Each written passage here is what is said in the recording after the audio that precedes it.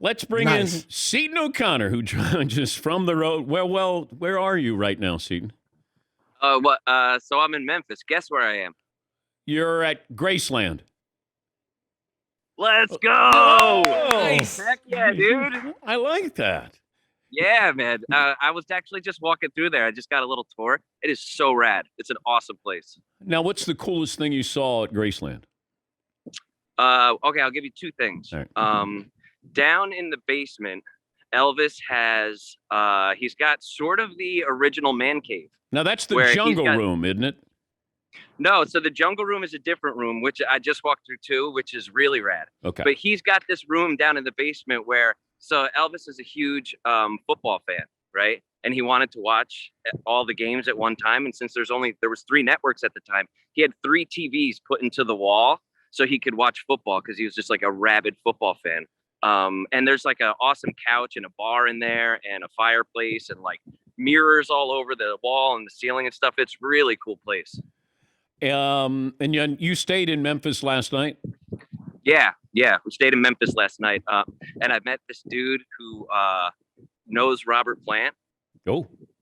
Yeah. And I was like, oh my gosh, Dan would be dying right now if he was hearing these stories. And he was like, oh yeah, no. That's because I was telling him the story about the Peabody. Yes. And you can figure out how to how do I go start a conversation with this dude? And the guy that I was talking to said that Robert Plant is a huge sports fan. And like just super down to earth, super like, oh yeah, he'll talk your ear off about like football or soccer or whatever. That he comes down here all the time to Memphis. Darn. And good restaurant last night in Memphis? Blue City Cafe. Probably on Beale. It was probably the best ribs I've ever had in my entire life. They were phenomenal. Fell right off the bone. They're unbelievable. And a lot of people say that they're probably the best ribs in Memphis. What's the plan for you and the French kid today?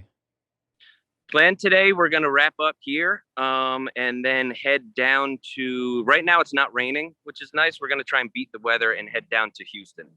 Oh, so wait, that's a different route. That is a different route. So I think we're going to try to go, Oklahoma City is going to get slammed with the storm. Yeah.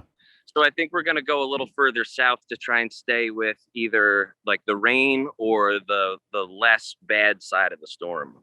So I think we're going to take a little bit more of a roundabout route to get to LA. It's not the most direct route, but it feels like maybe the smartest route. Paulie, do you have the mileage Memphis to Houston? Of course I do, Dan. I got 568 miles today. Have you and the French kid had an argument yet? Have we had an argument yet? No.